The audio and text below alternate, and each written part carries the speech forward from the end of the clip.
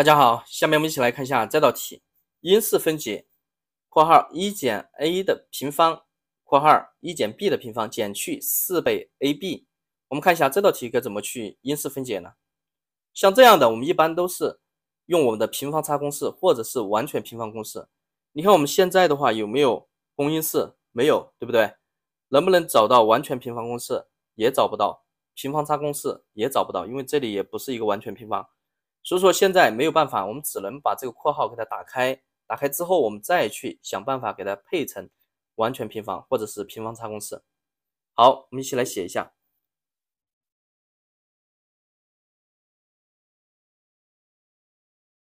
那么这个打开的话就是1减去 b 平方再减 a 平方再加上 a 平方 b 平方。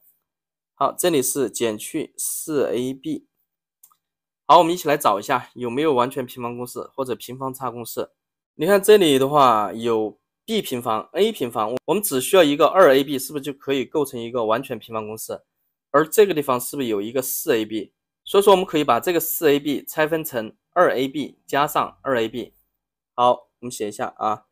那么我们把这个就写到前面，负 b 平方减 a 平方，把这个拆成负 2ab 啊，然后再一个负 2ab， 然后这里还有一个1，这里还有一个 a 平方 b 平方。那么这三项提出一个负号，那么就是负的 a 方加上 b 平方再加 2ab。 好，我们看一下这后面这三项它是不是一个完全平方公式。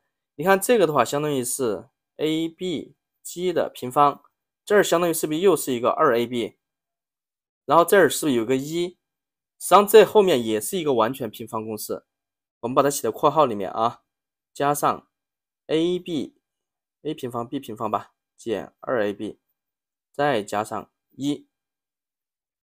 好，这里面它就是一个 a 加上 b 的和的平方，然后这后面的话它就是 ab 减1的一个平方。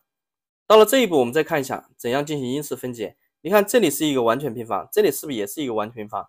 我把这个拿到后面来，是不是应该是减呢？相当于这是不是一个平方差公式？好，我们把它调一下位置，看起来就更清晰了。减去 a 加 b 的和的平方，你看是不是平方差？